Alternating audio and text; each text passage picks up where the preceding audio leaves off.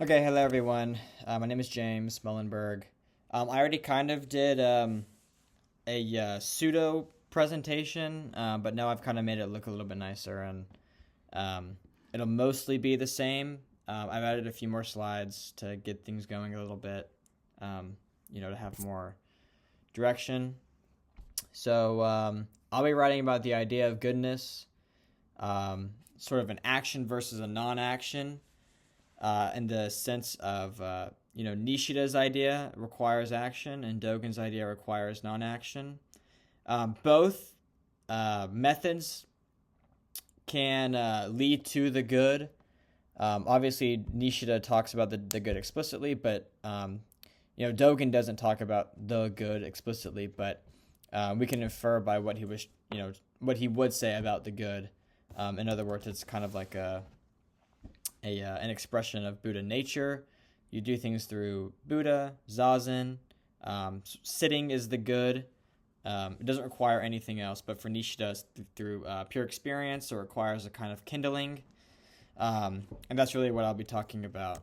We'll also be talking about evil. Of course, the good isn't necessarily about good versus evil, but that'll be towards the end of the presentation. So we got some, here's the table of contents. It's to be good. This is really Nishida and Dogen's main idea. Then we have becoming good. That's Nishida's sort of path to the good. Then we have being good, and that's Dogen's interpretation of the good. And then what is evil? We're talking about the good, but what does it mean? What is evil, and how does the good and evil, how do they connect or not connect? I think that would be important to talk about. So Nishida's whole deal is to be, realized through pure experience, how you're one, with the world. When you create experiences and you live, you are a manifestation of the world. And when you're able to, tend to this, you're able to realize what is good. You're able to realize yourself, maybe not even within the world, maybe as the world. And it's through that that you can really be realized. And then Dogen says that the present moment is known. So I'm presenting right now about what I'll be talking about, but I really only know presently what I'm doing and what's happening. What I just said already happened. But that's not what thinking about the past or thinking about the future doesn't make you good. It doesn't lead to any goodness. It's already happened and it will happen. You can't predict the future, but you can dictate the present. And that's really what Dogen is talking about, where if you're just sitting in the present and you're living in the present, that's good. That's good. It doesn't require pure experience. It doesn't require this and that. It is already good. It doesn't require any kindling. And Dogen, he says that dropping your body and mind connects one to the Buddha, and that the good is within the moment, as expressed through the nature of the Buddha. So when you drop your body and mind, you open yourself up to more,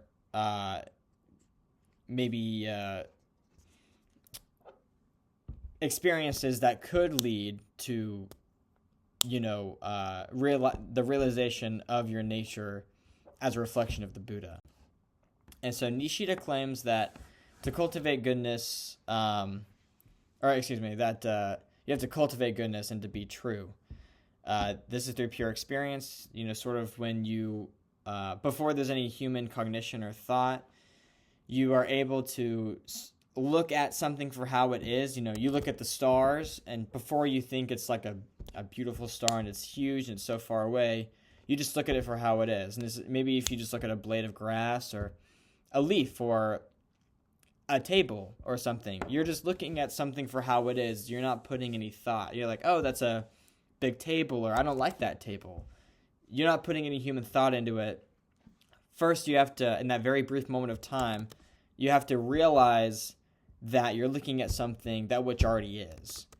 And so this, Dogen and Nishida, I would argue, it's all about the present. It's about, it's an immediate feeling that's in the present, and that happens.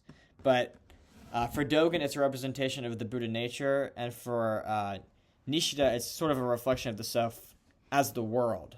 And remember that the world for Nishida is God. God isn't like an entity within the world or the universe. It is the world or the universe. So that's that. It's also temporal, I would argue, because pure experience requires time, even if for the very, very brief moment where you have to, it has to be realized by you. You know, you have to be able to take some time to be able to, view it, I suppose. Then Dogen will argue that, he'd argue that you can't be good if you're already good.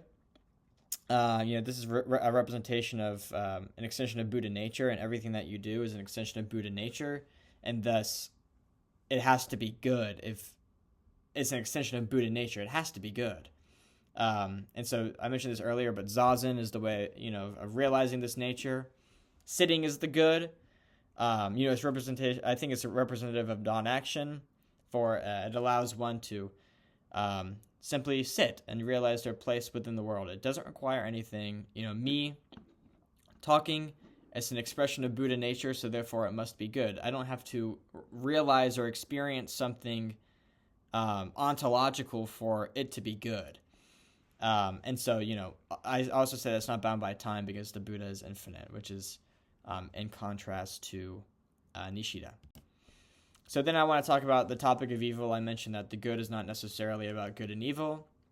It's not good versus evil, and I would argue that Nishida and Dogen, they reject the idea of good and evil.